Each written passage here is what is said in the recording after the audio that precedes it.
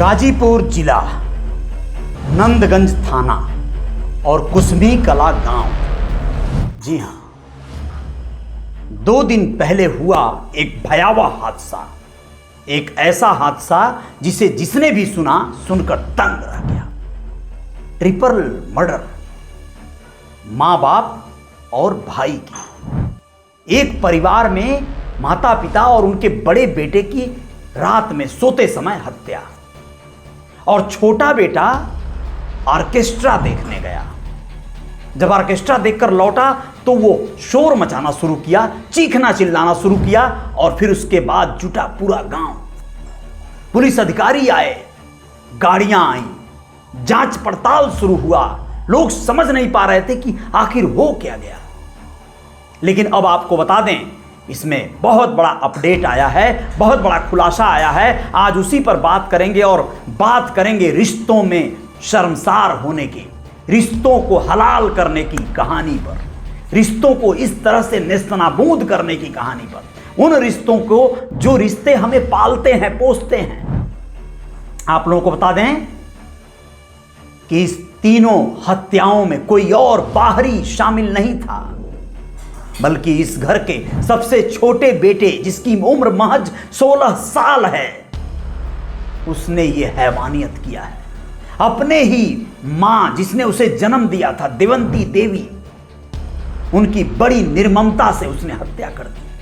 अपने ही पिता मुंशी बिंद, जिसने उसे पाला था, पोषा था और जो उसे आदमी बनाना चाहते थे, उनकी उसने बड़ी बेरहमी से गला काट कर हत्या कर दी।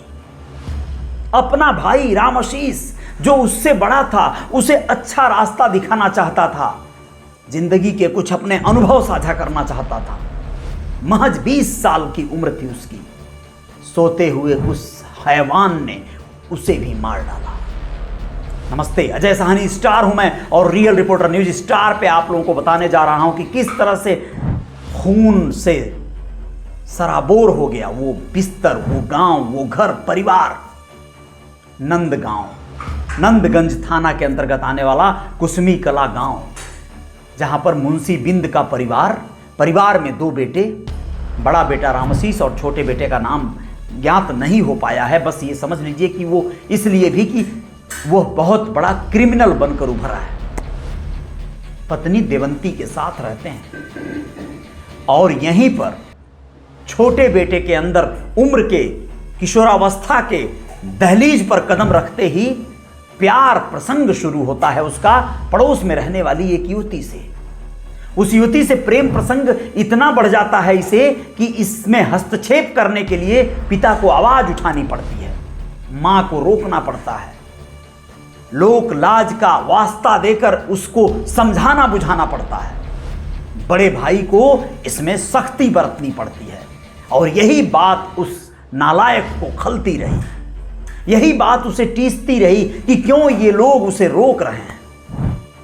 आप लोगों को बताना जरूरी है कि उसने उस लड़की से बातचीत करना, उससे प्रेम प्रसंग चलाना सिलसिलेवार जारी रखा। विगत 2 वर्षों से यह क्रम चल रहा था उसका। सोचिए कितनी कम उम्र है, लेकिन कितना बड़ा निर्णय। इसमें माता पिता उसे रोकते हैं तो उसके नजरों में वो गिरते चले जाते हैं। वो मोबाइल पर उस लड़की से बात किया करता था, चोरी छुपे बात किया करता था।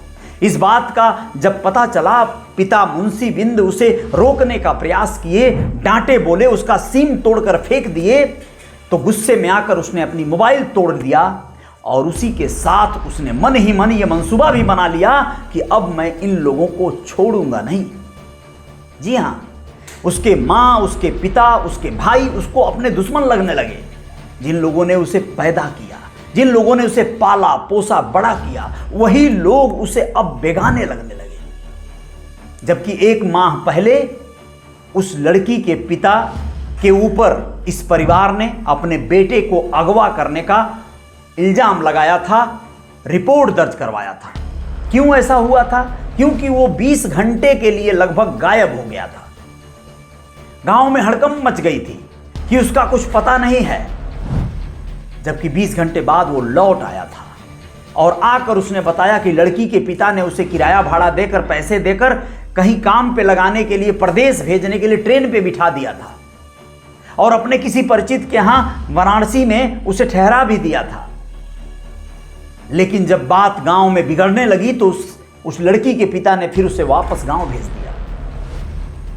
लेकिन आप लोग जरा सोचिए, इन सब के बावजूद इस लड़के के मन में कितना जहर भर गया था, अपने ही मां बाप के लिए कितना नफरत भर गया था कि ये लोग उस लड़की से बात करने के लिए उसे रोक रहे थे, उसके प्रेम प्रसंग में बाधा बन रहे थे, उसे सही रास्ता दिखाने का प्रयास कर रहे थे। इसने बड़े चालाकी से, बड़ी, सोचिए कितना बड़ा निर्णय है, अपने परिजनों की हत्या करना। कितने लोग ऐसे हैं जो अपने परिजनों के लिए दूसरों को किस तरह से मार डालते हैं या कुछ भी करते हैं। ये दोनों गलत हैं, लेकिन यहां पर इसने किस तरह अपने माता पिता को मारने का प्लान बनाया। उस दिन पूरा दिन ये कई बार खुरपे में धार लगाता रहा। जी हां, वही घास करने वाला खुरपा। उसने सोच लिया था कि यह इन लोगों की हत्या करेगा। बात बहुत खतरनाक है। यह 7 जुलाई को किस तरह से अपने भाई और पिता के साथ दूसरे गांव पर कहीं गया हुआ था। देर शाम ये लोग जब घर से वहां से लौटे तो बड़ा भाई, पिता और मां अपने अपने स्थान पर सोने चले गए, जबकि यह गांव में आई हुई एक बारात में ऑर्केस्ट्रा देखने चला गया। ऑर्केस्ट्रा देखना तो सिर्फ एक बहाना था, इसे तो बस समय बिताना था। और फिर वह आया, वह शराब पीकर आया और उसने सोते हुए सबसे पहले अपने मां के गले पर प्रहार किया, फिर पिता के गले पर इसने हमला किया।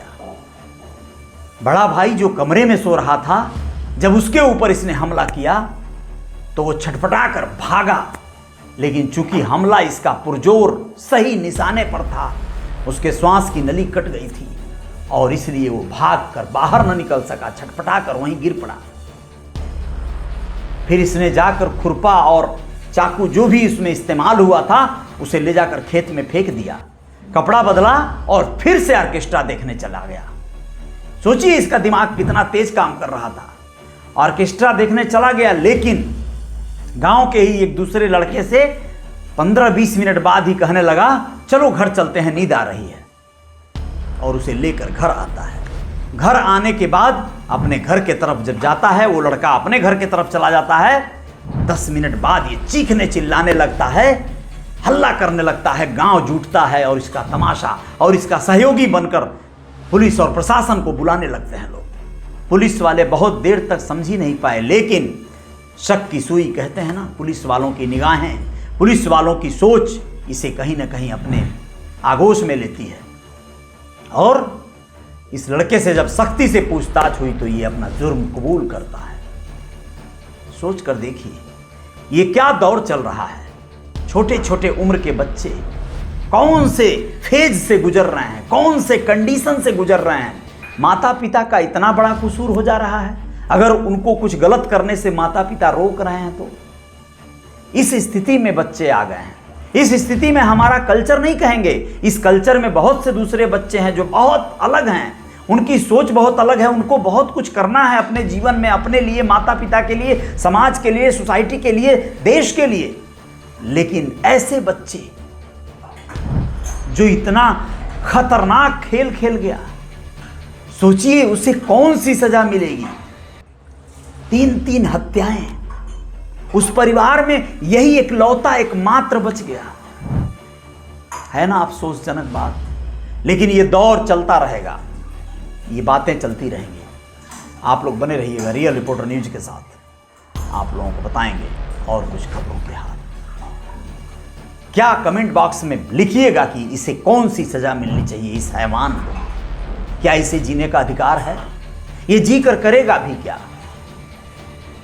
अफसोस, महज 16 साल की उम्र, नाबालिग में गिनती होगी इसकी। बाल सुधार गृह जाएगा।